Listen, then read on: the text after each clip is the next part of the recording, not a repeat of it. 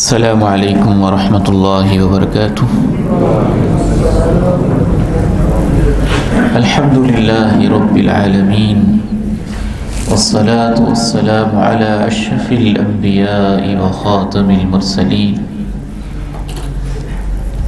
اشہد ان لا الہ الا اللہ وحدہ لا شریک لہ،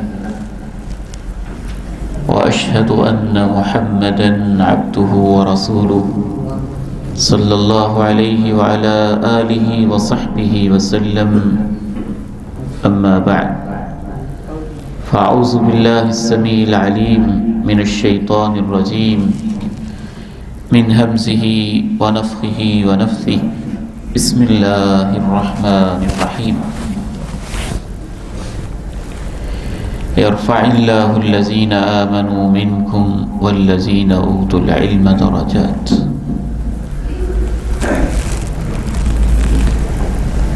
سامعین گرامی قدر،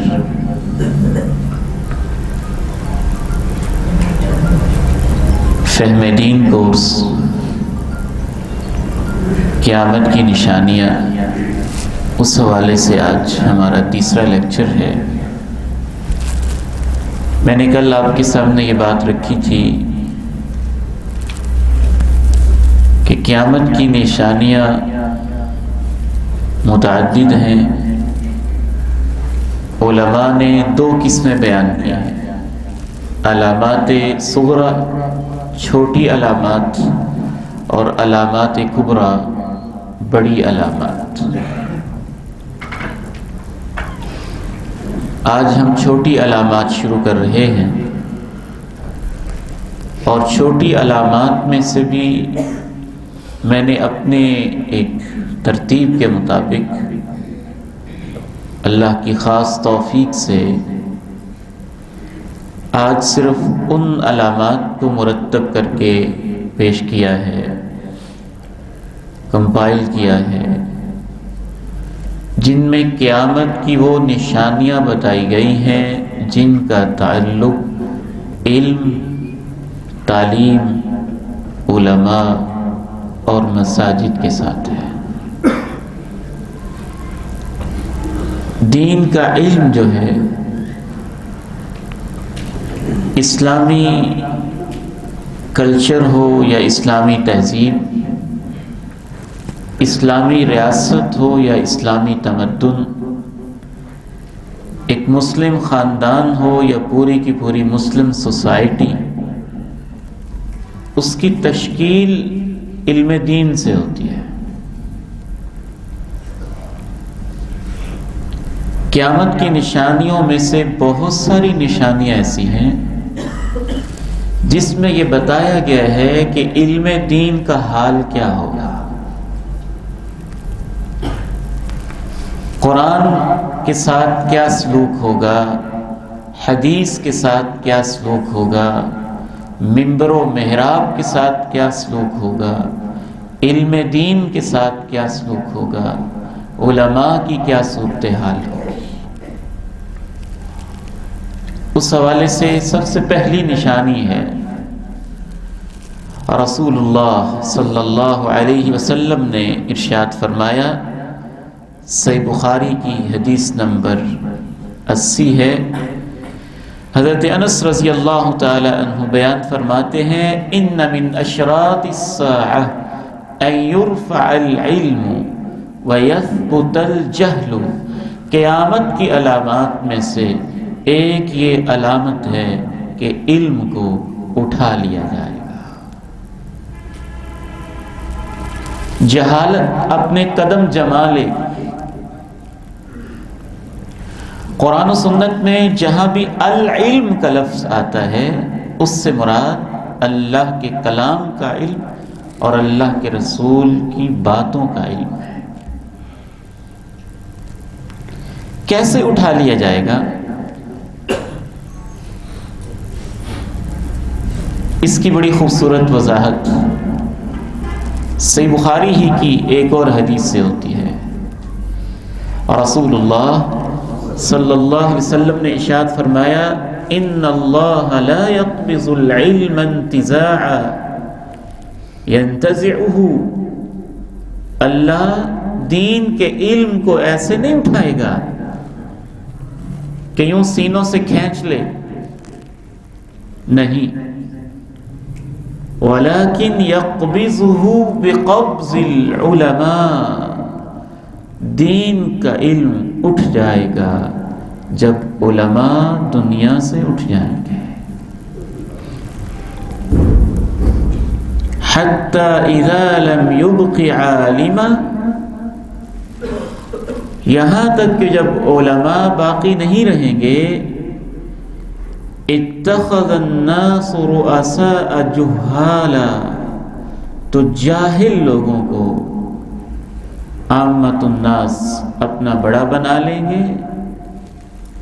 فسئلوا فافتوا بغیر علم فضلوا واضلوا، لوگ ان سے سوال پوچھیں گے، مضبوط علم ان کے پاس نہیں ہوگا، وہ خود بھی گمراہ ہوں گے اور غلط جواب دے دے کر لوگوں کو بھی گمراہ کریں گے۔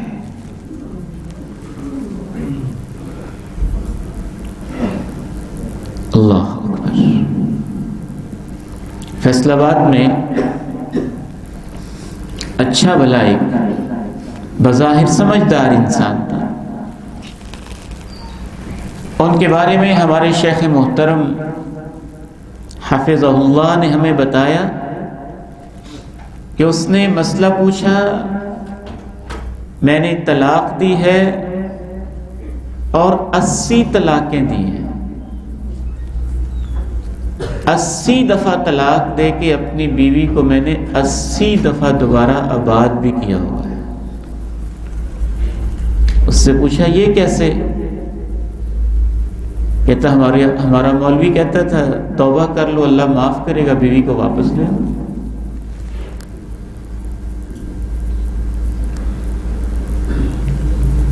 رسول اللہ صلی اللہ علیہ وسلم نے ایک ایسا لفظ استعمال کیا ہے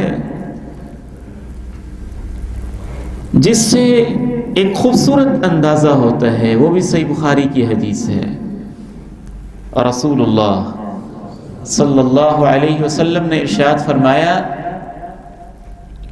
ان بین یدی الساعۃ لایاما،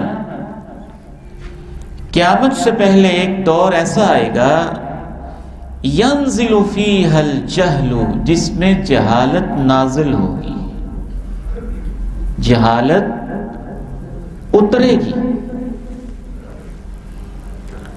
اب یہ بڑا جامع کمپریہنسو معنی خیز لفظ ہے۔ پہلا لفظ تھا یثبت الجہل، جہالت اپنے قدم جما لے گی۔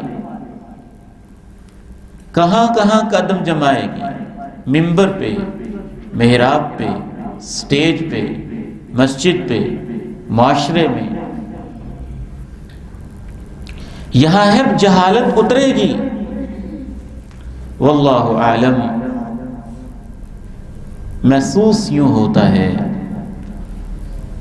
جیسے یہ جہالت اترنے کا لفظ اتنا جامع ہے کہ آج کے دور میں یوں لگ رہا ہے جیسے آپ کہہ رہے ہوں کہ سیٹلائٹ سے اور چینل سے پھر جہالت اترے گی۔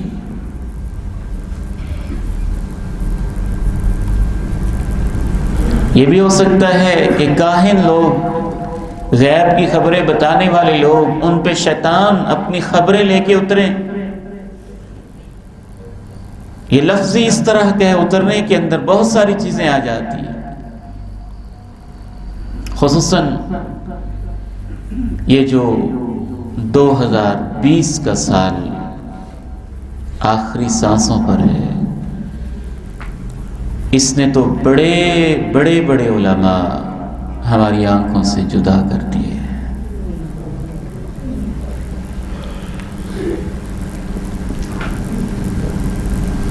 یہ صرف اس ایک سال کے اندر 1 درجن سے زائد شیوخ الحدیث، ان میں ہمارے ایک شیخ حضرت مولانا مفتی یونس بٹ رحمہ اللہ رحمۃ واسعہ جیسی ہستی بھی ہیں جو آپ کو شاید مسکراتے ہوئے دکھائی دے رہے ہوں گے.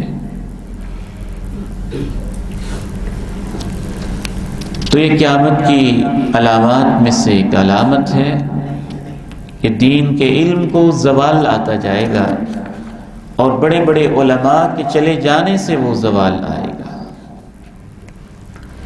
دوسری نشانی رسول اللہ صلی اللہ علیہ وسلم کی تعلیمات سے یوں محسوس ہوتا ہے کہ علماء اٹھتے جائیں گے، دین کا علم کم ہوتا جائے گا، قرآن و سنت کی تعلیم میں خاطر خواہ کمی آ جائے گی، اور اس کی جگہ پر کوئی چیز پھیل بھی رہی ہوگی. اس کے لیے جو آپ نے الفاظ استعمال فرمائے مسند احمد میں، وہ الفاظ کچھ اس طرح سے ہیں کہ قیامت کی نشانیوں میں سے ہے فشو القلم، قلم بہت چلے گا. ظہور الکتابہ، کتابت لکھائی عام ہو جائے گی. آگے انشاءاللہ ہم اس پر ڈسکس کرتے ہیں کہ یہ قیامت کی نشانی کیسے ہے. سب سے پہلے تو آپ یہ دیکھیں کہ رسول اللہ صلی اللہ علیہ وسلم کے دور میں اور آپ کے عہد مبارک میں کتابت بہت کم تھی. لکھنا ایک ایسا نادر فن تھا کہ آپ یہاں سے اندازہ کیجئے غزوہ بدر کے بڑے بڑے لیڈر جو قیدی ہوئے تھے، آپ نے ان سے کہا تھا کہ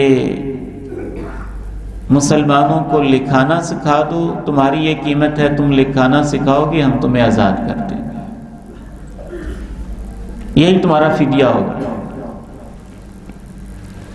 امام حسن بصری رحمہ اللہ تعالی فرماتے ہیں پورے پورے قبیلے اور پورے پورے محلے کے اندر ایک کاتب ہوتا تھا. حضرت عمرو بن تغلب فرماتے ہیں کہ پورے پورے ایک بڑے خاندان کے اندر بمشکل ایک کاتب ملتا تھا.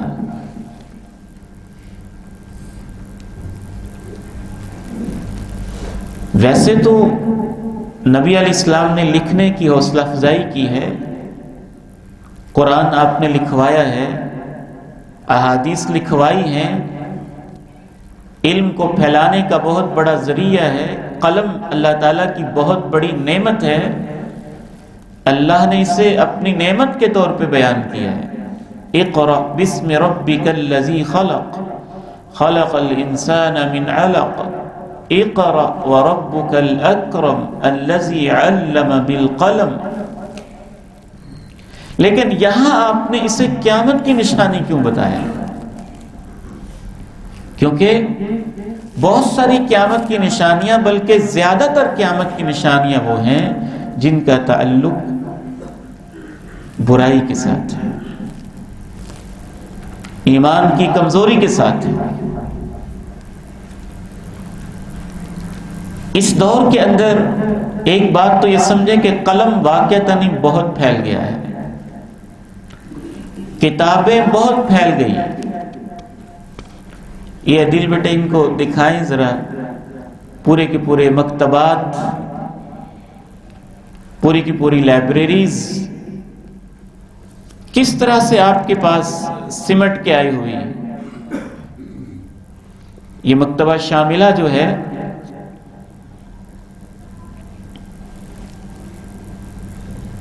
ایک چھوٹی سی لائبریری جو میرے پاس بھی موجود ہے، موبائل میں ایپلیکیشن کے طور پر بھی آ جاتی ہے، ہزاروں کتابیں.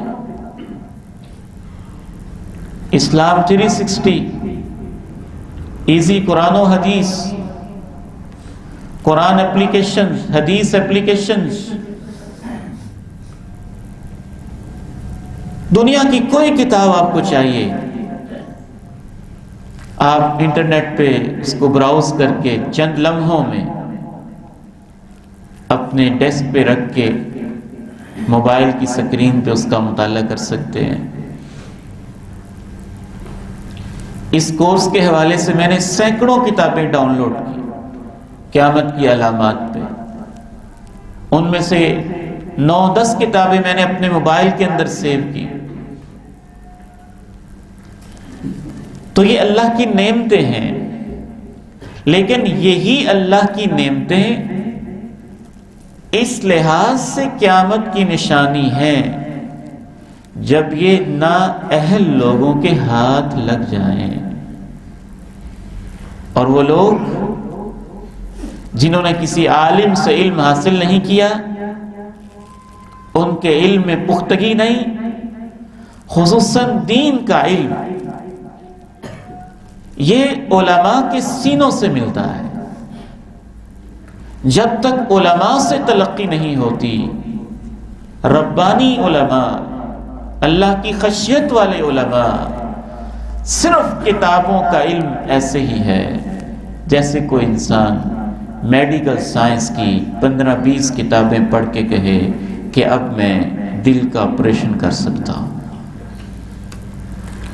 جس طرح وہ اناڑی ڈاکٹر بے شک اس کے لیپ ٹاپ میں اور اس کے موبائل میں میڈیکل سائنس کی ساری کتابیں موجود ہوں، اور ہم کبھی بھی اپنے پیشنٹ کو اس کے حوالے نہیں کریں گے کہ یہ مار ڈالے گا،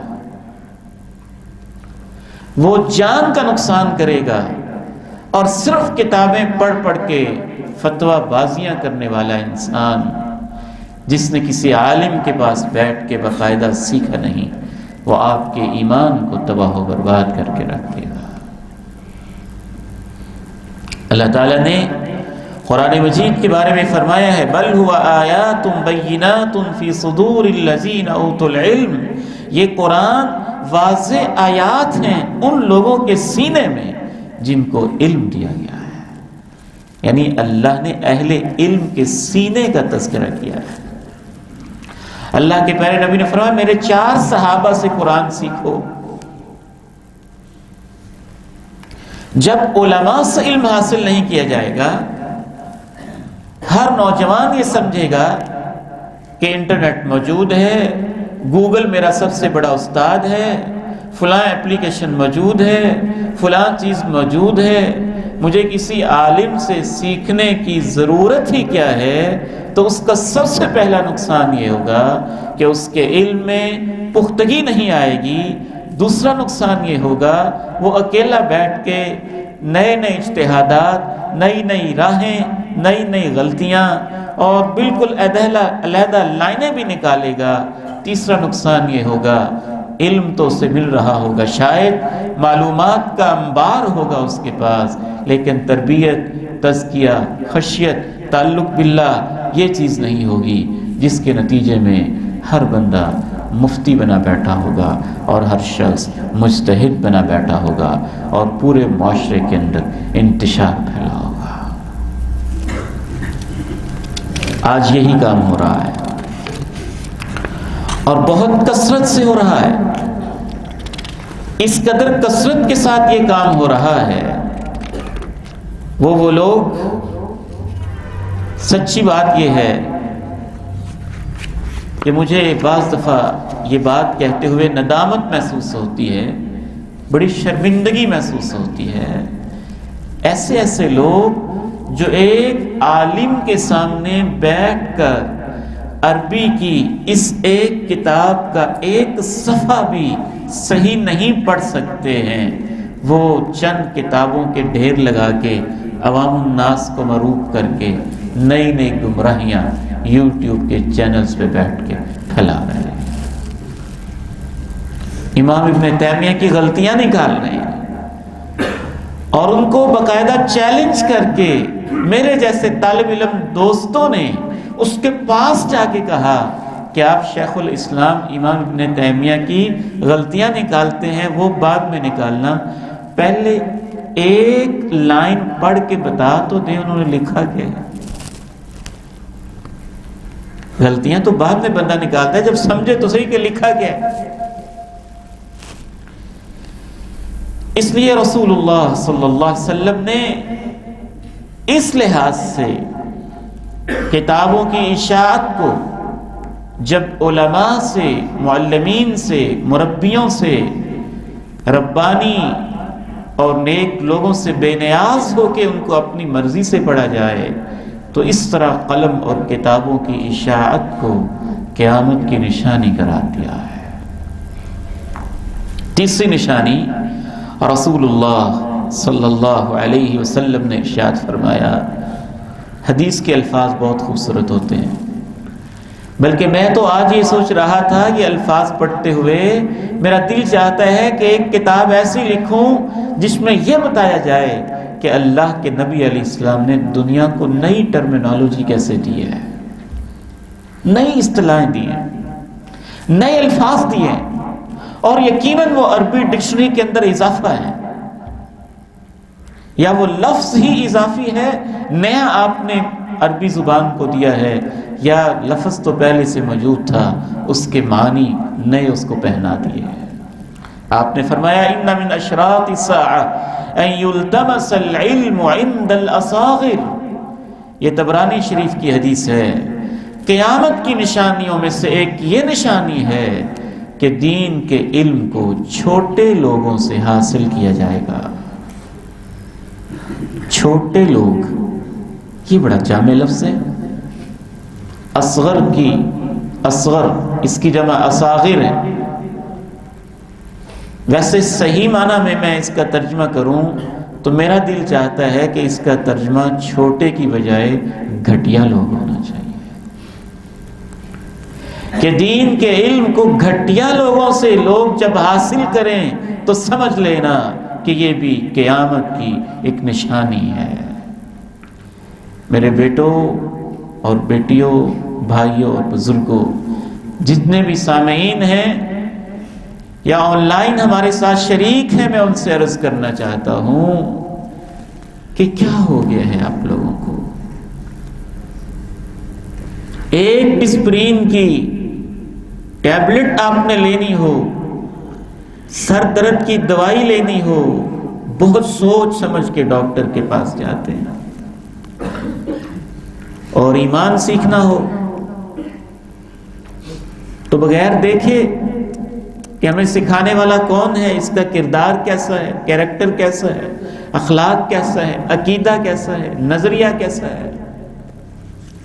قیامت کی نشانیوں میں سے نشانی ہے کہ گھٹیا لوگوں سے علم سیکھا جائے گا، چھوٹے لوگوں سے علم سیکھا جائے گا۔ یہ چھوٹے لوگ کون ہوتے ہیں؟ سب سے پہلی چیز، وہ لوگ جنہوں نے بڑے علماء کے پاس پڑھا نہیں ہوتا۔ دوسری نشانی، وہ لوگ جن کے پاس قرآن اور حدیث کا علم نہیں ہوتا۔ تیسرے، وہ لوگ جن کا عقیدہ درست نہیں ہوتا۔ چوتھی نشانی، چھوٹے لوگ عموماً بڑے بڑے علماء پہ لمبی لمبی زبانیں کھولتے ہیں، صحابہ تک کو معاف نہیں کرتے۔ جو اتنا بندہ اخلاق سے گرا ہوا ہو وہ چھوٹا انسان ہے، اس کا ظرف چھوٹا ہے، اس کا اخلاق چھوٹا ہے، اس کا علم چھوٹا ہے، اس کا دل چھوٹا ہے، وہ گھٹیا انسان ہے۔ صرف چھوٹی عمر اس سے مراد نہیں ہے،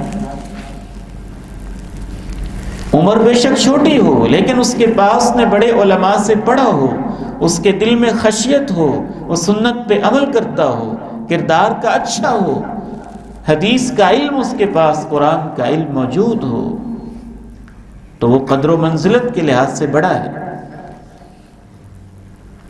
اس طرح کے چھوٹے لوگوں میں سے بہت سارے لوگ، وہ لوگ جو کسی مسجد کے اگر امام بنے تو شاید 100 لوگ بھی ان کو امامت پہ رکھنے کے لیے تیار نہ ہو، اور ان کو اپنی 2 رکعت کا امام نہ بنائیں، سکرین کے پردے کے پیچھے چھپ کے وہ اخلاق اور کردار اور علم کے گرے ہوئے لوگ جو صحابہ تک اپنی زبانیں دراز کرتے ہیں، ایک یوٹیوب کے چینل کے ذریعے لاکھوں لوگ اس سے علم حاصل کر رہے ہیں، یہ قیامت کی نشانی ہے۔ لاکھوں میں اس کے ویورز ہیں، اس کے فالوورز ہیں، اس کو سننے والے ہیں، اور ایک نہیں، ایسی سینکڑوں مثالیں ہیں۔ سینکڑوں مثالیں موجود ہیں۔ تو آئیے میرے بھائیوں، قیامت کی اس نشانی کو اچھی طرح سے سمجھیے۔ آگے چلتے ہیں،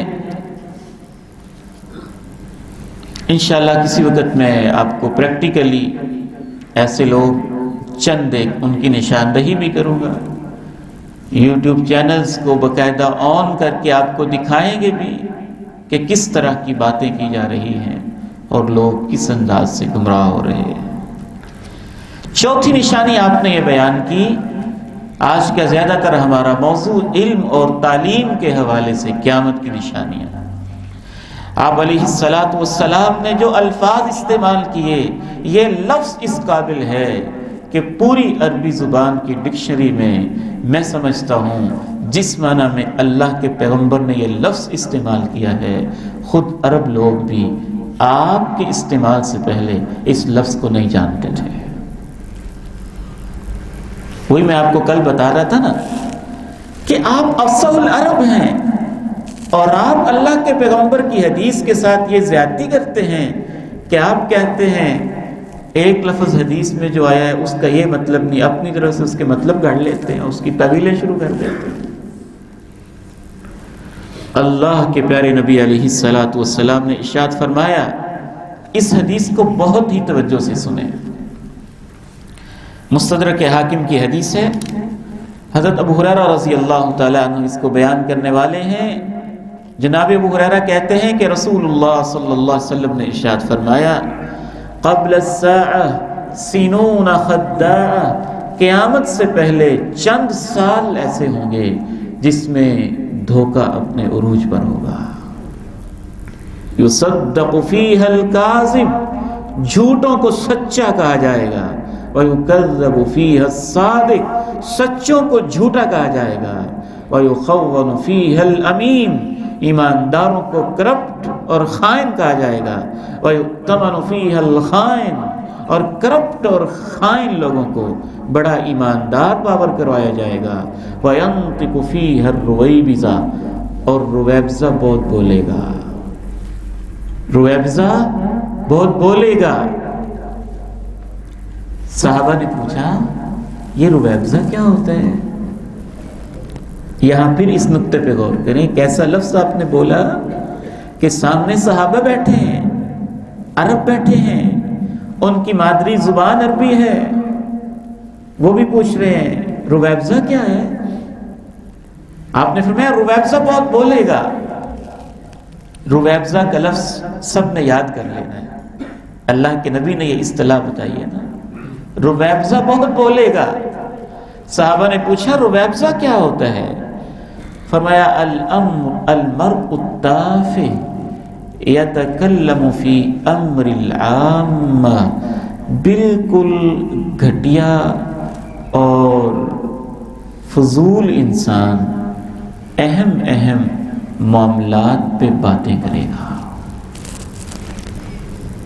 اس کو رویبضہ کہتے ہیں۔ یہاں بھی یہ بات سمجھنے والی ہے، بعض روایات میں یہ وضاحت آتی ہے کہ رویبضہ سے مراد، شارحین حدیث نے لکھا العاجز، بالکل پست ہمت، جو بڑے بڑے کام نہ کر سکتا ہو وہ بولے گا۔ ایک معنی لکھا من لا یؤبہ لہ، عام طور پہ اس کی کوئی معاشرے میں قدر و قیمت نہ ہو لیکن وہ بولے گا بہت۔ ایک اور روایت میں یہ وضاحت آئی الفویسک، اللہ کا نافرمان ہوگا، کردار کا کمزور ہوگا لیکن بولے گا۔ تو سمجھ لینا یہ قیامت کی نشانی ہے۔ رویبضہ کی خلاصہ میں نے لکھا ہے، یہ ذرا آپ غور سے اس کو دیکھیں، یعنی یہ 5 چیزیں ہونا تو رویبضہ بنتا ہے۔ ہمت کمزور، فطرت اس کی پست، جس کو آپ کمینہ صفت بھی کہہ سکتے ہیں، کم عقل دینی اور شرعی لحاظ سے، اور کردار کا بھی کمزور۔ لیکن باتوں میں تیز. یہ ڈھونڈنا اپنے خود ہے کہ یہ رویبضہ کون ہے. جو میں نے ڈھونڈا ہے یا میرے ذہن نے جو کام کیا ہے قیامت کی اس نشانی کے حوالے سے، اس میں بھی یوٹیوب پہ بولنے والے بہت سارے لوگ آتے ہیں، فیس بک کے بڑ بولے بھی بہت سارے اس میں آتے ہیں. ممبر و محراب پہ کھڑے ہو کے ممبر کے تقدس کو پامال کر کے وہاں بیٹھ کے مسجد کے اندر غلیظ زبان استعمال کرنے والے بھی بہت سارے لوگ اس میں آتے ہیں. یہ سب رویبضہ ہیں. آپ نے ان کے بولنے کو قیامت کی نشانی قرار دیا ہے، اور بولنے میں اتنے تیز کہ کوئی ان کا مقابلہ نہ کر سکے. بس ان کو صرف بولنا ہی آتا ہے اور ان کے پاس کچھ نہیں ہے. میرا دل تو نہیں چاہتا کہ میں کسی کا نام لوں، لیکن بعض لوگوں نے زخم اتنے پہنچائے ہوتے ہیں کہ انسان پریشان ہو جاتا ہے. ان رویبضہ میں سے ایک بہت بڑا اینکر پرسن ہے جس نے پیغمبر کی بیویوں مومنوں کی ماؤں کو بھی معاف نہیں کیا تھا. ویسے وہ رمضان کے ٹاک شوز کرواتا ہے، علماء کو لڑواتا ہے بٹھا کے، ایک طرف دیوبندی، ایک طرف بریلوی، ایک طرف کسی کو بٹھا کے تو بڑی بحثیں کرواتے ہیں، اندر حصہ بھی لیتا ہے. اور اس نے یہ غلیظ زبان تک استعمال کی ہوئی ہے کہ پیغمبر علیہ الصلوۃ والسلام جب وفات پا گئے تو بیٹیاں دینے والے ابو بکر عمر کہاں گئے. رویبضہ رویبضہ. آگے بڑھیے. اور رسول اللہ صلی اللہ علیہ وسلم نے اس پہ خصوصی فوکس کیا ہے. قیامت کی علامات میں سے 5ویں علامت یہ احادیث کی روشنی میں نے آپ کے سامنے لکھی ہے کہ قیامت کی یہ نشانی ہے کہ باتیں بہت ہوں گی، عمل نہیں ہوگا. گفتار کہ لوگ غازی ہوں گے لیکن کردار سے عاری اور خالی ہوں گے.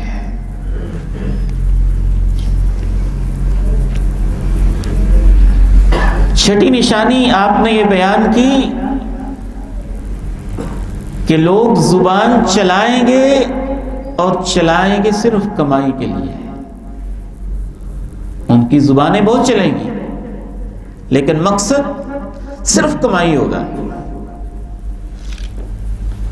مسند احمد کی اس حدیث کے الفاظ پہ تو آج میں سر پکڑ کے بیٹھا رہا ہے. کیا اللہ، کیا حکمت ہے حدیثوں کے اندر، کیا خوبصورت الفاظ ہیں اور کیسا چپتا ہوا تبصرہ ہے. رسول اللہ صلی اللہ علیہ وسلم نے ارشاد فرمایا لا تخرجوا لا تقوم الساعہ، قیامت اس وقت تک قائم نہیں ہوگی جب تک یہ صورتحال نہ ہو جائے. یخرج قوم، کچھ ایسے لوگ پیدا ہوں گے یأکلون بألسنتہم، جو صرف اپنی زبانوں کی کمائی کھائیں گے. اور کھائیں گے بھی کیسے؟ کما تأکل البقرۃ بألسنتہا، جیسے گائے کھاتی ہے، جیسے گائے چرتی ہے، ایسے وہ اپنی زبانوں پہ کمائی کریں گے، زبانوں کی کمائی کریں گے. اب آپ خود ڈھونڈیں کہ اس میں کون کون سے اور کس طرح کے لوگ آتے ہیں. 7ویں علامت، دین کا علم بھی لوگ دنیا کی خاطر حاصل کریں گے. ایک تو ہے نا دنیا کا علم، انجینئرنگ ہے، باقی پروفیشنز ہیں، تو وہ تو واضح ہے، وہ تو دنیا کے لیے دنیا کا علم حاصل کیا جاتا ہے. لیکن ایسے لوگ پیدا ہو جائیں گے جو دین کے روپ میں دنیا کمائیں گے، دین کے طالب علم بنیں گے لیکن مقصد دنیا ہوگا. اور آپ نے ایسی وعید بتائی کہ جو شخص بھی دین کے علم کے ذریعے دنیا کمانا چاہتا ہے وہ جنت کی خوشبو بھی نہیں پائے گا۔ اللہ تعالیٰ میری اور آپ کی حفاظت فرمائے۔ 8ویں نشانی، جب لوگ اس طرح سے قرآن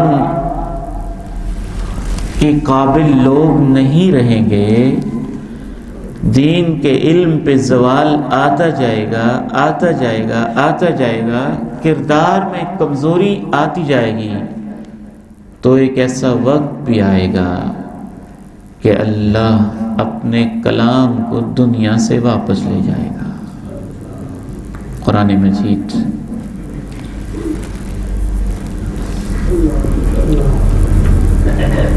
باقی نہیں رہے گا۔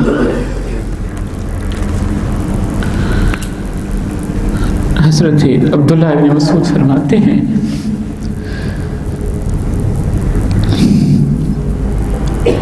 لَيُسْرَيَنَّ عَلَى الْقُرْآنِ ذَاتَ لَيْلَةٍ، ایک رات قرآن پہ ایسی آئے گی نہ ہی مصحف میں کوئی آیت لکھی رہ جائے گی اور نہ کسی کے دل میں کوئی آیت باقی رہے گی۔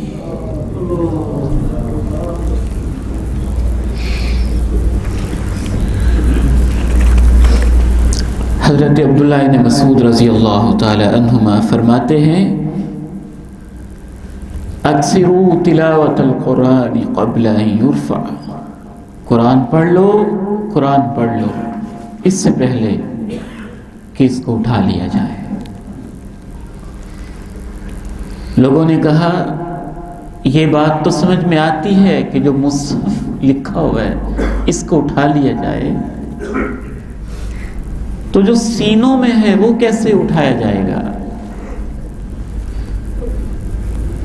فرمایا یسرا علیہ لیلا فیصبحون منہ فقراء، راتوں رات ہی اللہ ان کے سینوں سے آیات کو بھلا دے گا۔ وَيَنْسَوْنَ قَوْلَ لَا إِلَهَ إِلَّا اللَّهِ، حتیٰ کہ لا الہ الا اللہ کا کلمہ بھی بھول جائیں گے۔ وَيَقَعُونَ فِي قَوْلِ الْجَاهِلِيَّةِ وَأَشْعَارِهِمْ، جاہلی لٹریچر ان کے پاس ہوگا، پوئٹری ہوگی، پوئمز ہوں گے، شاعری ہوگی۔ اس کو اگر آج کے دور پہ اپلائی کریں، ناولز ہوں گے، سٹوریز ہوں گی، سب کچھ ہوگا۔ جناب عبداللہ بن مسعود نے فرمایا یہی وہ وقت ہوگا کہ جب جانور بھی نمودار ہو جائے گا، اس سب سے آخر میں، اور اندازہ یہ ہوتا ہے کہ یہ اس وقت ہوگا جب بس قیامت شروع ہونے والی ہوگی۔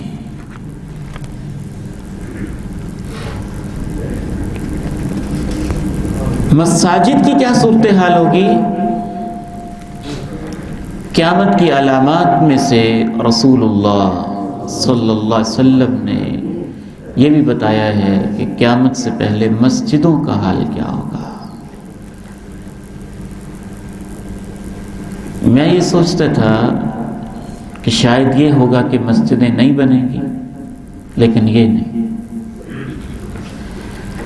مسجد بنانا تو بڑی شان کا کام ہے، جو شخص مسجد بناتا ہے اس جیسا اللہ اس کا گھر جنت میں بنا دیتا ہے۔ میں بچپن میں یہ سمجھتا تھا کہ اس جیسے کا کیا مطلب ہوا کہ 5 مرلے کی مسجد ہے تو 5 مرلے کا، 10 مرلے کی مسجد ہے تو 10 مرلے کا۔ شارحین حدیث نے لکھا کہ نہیں، یہ اس کا مطلب نہیں ہے۔ جس طرح پورے راجوال میں مسجد دارالحدیث کی شان ہے، مسجد الہدا کی شان ہے، یا مسجد طیبہ کی یا مسجد عثمان کی شان ہے، جس نے یہ مسجد بنائی ہے جنت میں باقی گھروں کے مقابلے میں اس کے گھر کی بھی یہی شان ہے۔ لیکن قیامت سے پہلے کیا ہوگا؟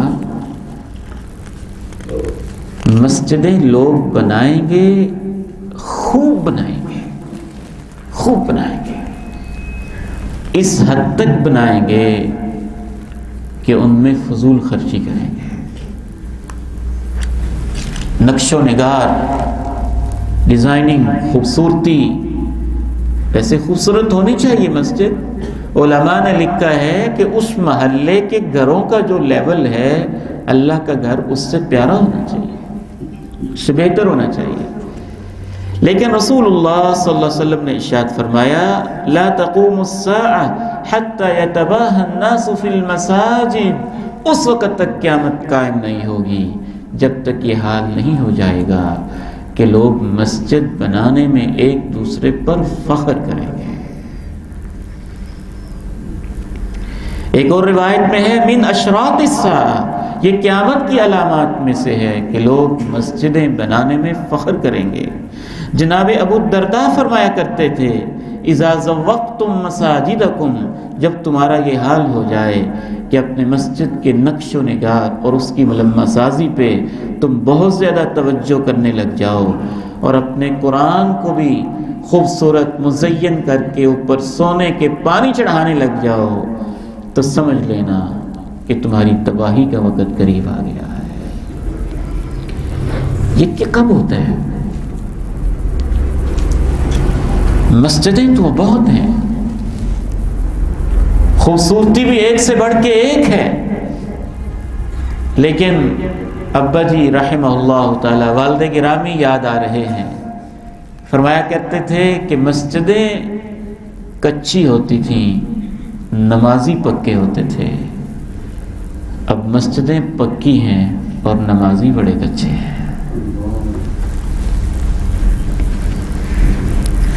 بعض روایات میں تو یہاں تک آتا ہے کہ پوری مسجد میں کامل سچے ایمان والا شخص ایک بھی نہیں ہوگا۔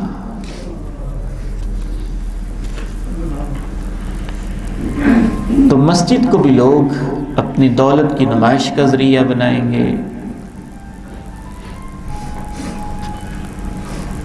یا بعض دفعہ اپنے مفادات کا ذریعہ بنائیں گے، یا فضول خرچی کریں گے، یا یہ ہے کہ جو مسجد کا اصل مقصد ہے اس کی طرف توجہ کم ہوگی اور مسجد کی بلڈنگ، ٹائلیں، اس پہ توجہ زیادہ ہوگی۔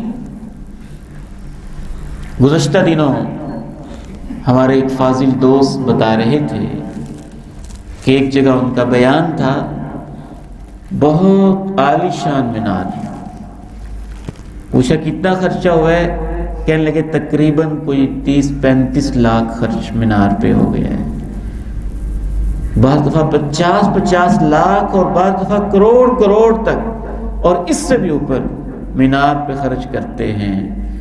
اور اس مسجد کے اندر جو تعلیم دینے والے قاری صاحب ہیں اس کی تنخواہ 10,000۔ مسجد کو یاد رکھیے، ہمیشہ عالم آباد کرتا ہے، دنیا دار لوگ آباد نہیں کر سکتے، علماء آباد کرتے ہیں۔ مسجد خود بولتی نہیں ہے، مسجد خود قرآن پڑھاتی نہیں ہے، مسجد قرآن سمجھاتی نہیں ہے۔ اور میں آپ کے ساتھ یہ دکھ شیئر کرنا چاہوں گا کہ بالخصوص ہماری مساجد کا حال بہت پتلا ہے، بہت نازک ہے۔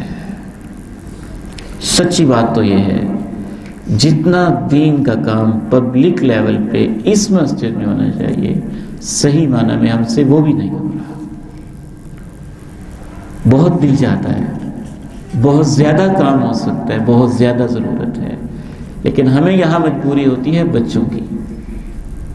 اب دعا کیجئے انشاءاللہ تعالی، میرا دل ہے کہ اللہ تعالی ہمیں ایک بڑا سارا اسی طرح کا کوئی ہال دے تو وہاں سارا سال ہی پبلک کی تربیت کا کوئی نہ کوئی پروگرام جاری رہنا چاہیے انشاءاللہ۔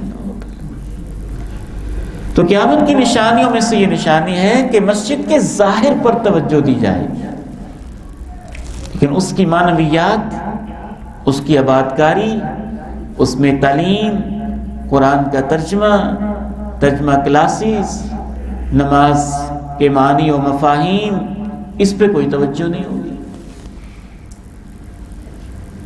حتیٰ کہ اس حد تک یہ سلسلہ بڑھا ہوا ہے کہ ایک جگہ اوکاڑا میرا ماہانہ درس قرآن الحمدللہ کئی سالوں سے ہوتا ہے، اللہ تعالیٰ اسے قبول فرما لے. ہمارے بڑے پیارے دوست تھے وہاں ڈاکٹر عبداللہ خالد، اللہ ان کو جنت میں اعلیٰ مقام عطا فرمائے. روزے کی حالت میں اللہ کے پاس گئے تھے، درس قرآن کے لیے جا رہے تھے، پروگرام کے لیے. سرجن ڈاکٹر تھے، ساتھ دین کا کام بھی کرتے تھے. تو انہوں نے مسجد کی تعمیر نو کرنی تھی. فنڈنگ کے لیے ایک صاحب سے، محلے دار سے رابطہ کیا، بلکہ اس نے خود پیغام دیا کہ میرے پاس بھی ڈاکٹر صاحب تشریف لائیں، میں بھی مسجد میں حصہ ڈالنا چاہتا ہوں. تو ڈاکٹر صاحب ان سے ملے، کہنے لگا کہ میں مسجد کے لیے 1 کروڑ روپیہ دینا چاہتا ہوں. یہ آج سے کوئی 12 سال پہلے کی بات ہے تقریباً. ڈاکٹر صاحب بڑے عظیم انسان تھے، کہنے لگے آپ کو تو میں نے کبھی مسجد میں دیکھا ہی نہیں، مجھے تو آج پتہ چلا کہ آپ جیسے لوگ بھی اتنے اچھے رہتے ہیں، اتنا اچھا جذبہ رکھتے ہیں اس محلے میں، مسجد میں تو آپ کبھی آئے نہیں. تو آپ کا فنڈ ہم لیتے ہیں، لیکن آپ سے درخواست ہے کہ آپ نماز تو پڑھا کریں. کہنے لگا 1 کروڑ روپیہ آپ لے لیں، لیکن نماز میں نے کو نہیں پڑھنی. ڈاکٹر صاحب نے کہا پھر آپ کے 1 کروڑ میں برکت نہیں ہوگی، ہم نہیں لیتے. یہ ہے مساجد کے ساتھ قیامت سے پہلے لوگوں کا تعلق. میں نے رمضان میں اتنا فنڈ جو دیا تھا، اب نماز کی کیا ضرورت ہے؟ میں نے فلاں کام جو مسجد کا کروا دیا ہے. تو رسول اللہ صلی اللہ علیہ وسلم نے، صحابہ کرام نے احادیث و آثار میں مساجد کی صرف ظاہری زیب و زینت کے اوپر ساری توجہ اور اس کی آباد کاری سے غفلت، اسے قیامت کی نشانی قرار دیا ہے. اگر قیامت کی اس نشانی کو دیکھنا ہو تو آپ کو دور جانے کی ضرورت نہیں. آپ کے ضلع میں، آپ کے لاہور شہر میں، آپ کے کیپٹل سٹی اسلام آباد میں بھی بہت ساری نشانیاں ایسی آپ کو نظر آ جائیں گی. ایکڑوں میں پھیلی ہوئی مسجدیں اور ویران، ان کی انجینئرنگ، ڈیزائننگ، اسٹرکچر، ٹائلیں، خوبصورتی اور قالین، کارپیٹ دیکھیں تو آپ اش اش کر اٹھیں، اور جماعت کھڑی ہو تو آپ کو خال خال ہی کوئی نمازی نظر آئے. اور اب تو بدقسمتی سے ہمیں وہ دن بھی دیکھنے پڑے کہ ایک عظیم الشان تاریخی مسجد کے اندر باقاعدہ شوٹنگ کی گئی.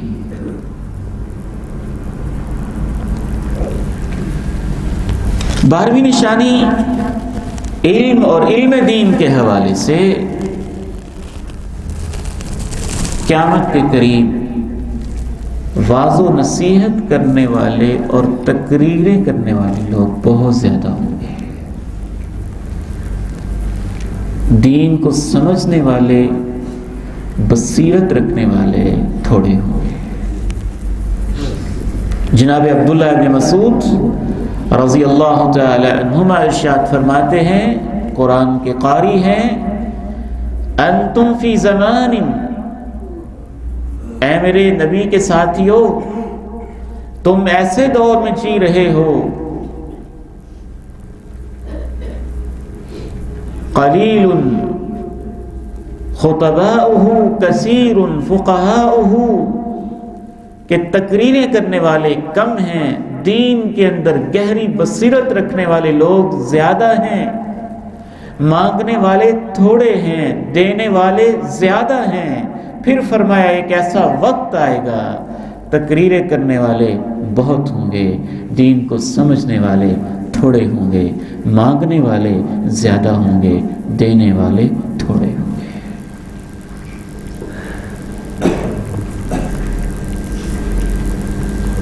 ایک اور حدیث میں رسول اللہ صلی اللہ علیہ وسلم نے ارشاد فرمایا، اس دور کے اندر جو خطیب یا واعظ ہے اس کو قصاص کہا جاتا تھا۔ القصاص ثلاثۃ، واعظ و نصیحت کا شوق رکھنے والے صرف 3 قسم کے لوگ ہوتے ہیں۔ امیر، یا وہ شخص جس کی ذمہ داری ہو، یا پھر وہ شخص مختال جو اپنے آپ کو بڑا سمجھتا ہو۔ اور افسوس کے ساتھ یہ چیز ہمارے دور میں 100% پوری ہوتی دکھائی دے رہی ہے۔ پہلی کلاس سے بچے بھاگ جاتے ہیں، جا کے خطیب بن جاتے ہیں۔ دوسری کلاس سے بھاگ جاتے ہیں، چند ایک تقریروں کو رٹا لگا کے خطیب بن جاتے ہیں۔ اور یہ واعظ و نصیحت کی ایک نئی قسم بھی، خود رو قسم کی، وہ بھی معاشرے میں پیدا ہوئی ہے، ان کو ہم موٹیویشنل سپیکرز کہتے ہیں۔ جو بار بار فیل ہو گیا ہو وہ موٹیویشنل سپیکر بن جاتا ہے، جس کو کوئی جاب نہ ملی ہو وہ موٹیویشنل سپیکر ہوتا ہے، جسے کوئی اپنے پاس رکھنے کے لیے تیار نہ ہو وہ موٹیویشنل سپیکر ہوتا ہے۔ چند ایک اچھے صالح باصلاحیت لوگوں کو چھوڑ کے، جن میں ہمارے پیارے بھائی شیخ خاطر صاحب اور اس جیسے لوگ ہیں، اللہ تعالیٰ ان کی زندگی میں برکت دے، چند ایک لوگوں کو چھوڑ کے اللہ ان کو بہت برکتیں دے، بہت عزتیں دے، وہ دین کا بہت کام کریں۔ اکثر لوگ اس فیلڈ کے اندر بھی بس وہی ہیں جن کو کچھ نہ کچھ بولنے کا شوق ستاتا رہتا ہے، اور یہ جو بولنے کی عادت ہے اس دور کے اندر اتنی ڈیولپ ہو گئی ہوئی ہے کہ بعض دفعہ کچھ باتیں تو کرتے ہوئے شرمندگی محسوس ہوتی ہے۔ ہمارے ایک بڑے پیارے دوست ہیں، انہوں نے کل ایک مضمون لکھا، اللہ کا فضل ہے میں تو ٹک ٹاک وغیرہ سے اللہ نے مجھے بچایا ہوا ہے۔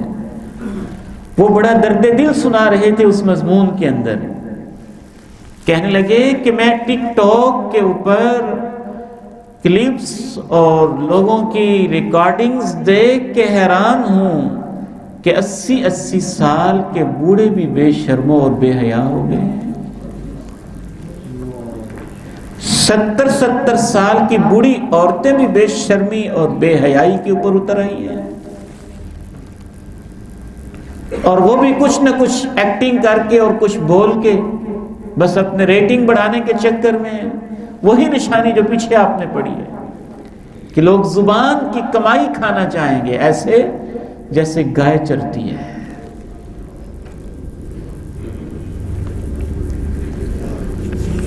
لا الہ الا اللہ۔ آج کی ہماری گفتگو کے حوالے سے آخری نشانی 2 حدیثوں کو جمع کر کے میں آپ کے سامنے پیش کرتا ہوں۔ اچھے لوگ چلے جائیں گے اور پیچھے کیا رہ جائے گا؟ نبی علیہ الصلاۃ والسلام نے اس کے لیے جو الفاظ استعمال کیے ہیں اس کا اگر ہم زیادہ مہذب ترجمہ بھی کریں تو وہ بنتا ہے کوڑا کرکٹ، پیچھے رہ جائے گا کوڑا کرکٹ۔ رسول اللہ صلی اللہ علیہ وسلم ارشاد فرماتے ہیں، اور حدیث میں پوری منظر کشی کی گئی،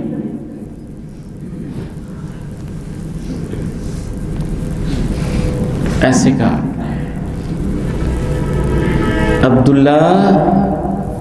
عبداللہ تیرا کیا حال ہوگا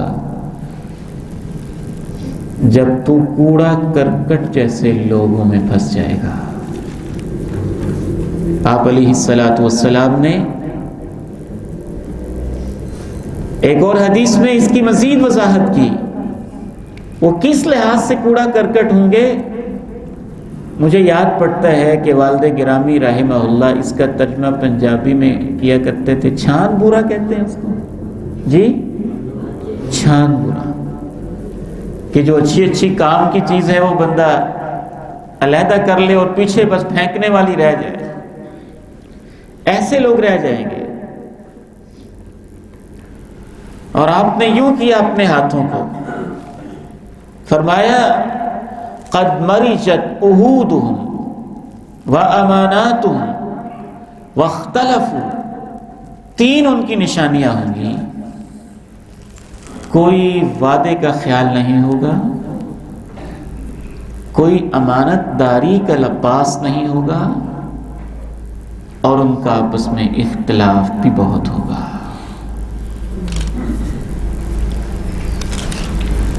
ایک اور حدیث میں رسول اللہ صلی اللہ علیہ وسلم نے حضرت حذیفہ بن یمان جو رازدان رسول ہیں، وہ اس حدیث کے راوی ہیں، اور بہت لمبی حدیث ہے، وقت کی کمی کے باعث میں محل استشہاد پیش کرتا ہوں۔ آپ نے فرمایا کہ دور بدلتے رہیں گے، پھر ایک ایسے برے ماحول میں لوگ پہنچ جائیں گے، دعات الی ابواب جہنم، کچھ لوگ تو جہنم کے دروازوں کی طرف باقاعدہ بلانے لگ جائیں گے، جو بھی ان کی بات مان لے گا قذفوہ فیہا، وہ اس کو جہنم میں پھینک کے چھوڑیں گے۔ حضرت حذیفہ کہتے ہیں میں نے کہا اللہ کے نبی علیہ السلام تھوڑی سی وضاحت کرتے ہیں، ان کی صفتیں عادتیں، ان کی کوئی اسپیسیفکیشن بتا دیں، کیسے ہوں گے وہ لوگ۔ آپ نے کچھ نہیں بتایا، کہا ہمارے جیسے ہی ہوں گے، یعنی شکل و صورت میں دیکھنے میں عام انسان ہی ہوں گے، زبان بھی ہمارے جیسی بولیں گے، لیکن وہ جہنم کی طرف بلانے والے ہوں گے، اور اب تو جہنم کی طرف بلانے والے بہت بڑھ گئے ہیں، اور بہت زیادہ بڑھ گئے ہیں۔ انشاءاللہ تعالی ہمارا یہ سلسلہ جاری ہے۔ اللہ نے میرے دل میں ایک بالکل نئی بات ڈالی تھی، قیامت کی نشانیاں عموماً جتنے بھی مصنفین نے جمع کی ہیں، کسی نے سنکرونیکلی تاریخی ترتیب سے جمع کی ہیں، کسی نے چھوٹی بڑی کے حساب سے جمع کی ہیں، لیکن انشاءاللہ میری کوشش ہے کہ میں آپ کے سامنے قیامت کی جو چھوٹی علامات ہیں، یہ ساری علامات پوری ہو چکی ہیں، ان کو علامات صغریٰ بھی کہتے ہیں، اور صغریٰ کچھ وہ ہوتی ہیں جو ختم ہوگی پوری ہو کے، کچھ وہ ہیں جو جاری ہیں، اور جو جاری ہیں ان میں سے کچھ وہ ہیں جو تیزی ان میں مزید آتی جائے گی۔ تو میری کوشش ہوگی کہ آپ کو میں علامات اسی حوالے سے کل بھی ڈسکس کروں گا کہ معاشی لحاظ سے کیا علامتیں ہیں، معاشرتی خاندانی لحاظ سے، تعلقات کے لحاظ سے کیا علامتیں ہیں، اس انداز سے جو مختلف میدانوں میں آپ نے علامتیں بتائی ہیں وہ میں آپ کے سامنے رکھوں گا۔ اللہ تعالی ہمیں قیامت کی سختیوں سے محفوظ فرمائے۔ جو قیامت کی ایسی علامات ہیں جس میں بد کرداری کو اور وعدہ شکنی کو نمایاں کیا گیا ہے، ان علامات سے ہمیں محفوظ فرمائے، فتنوں سے محفوظ فرمائے۔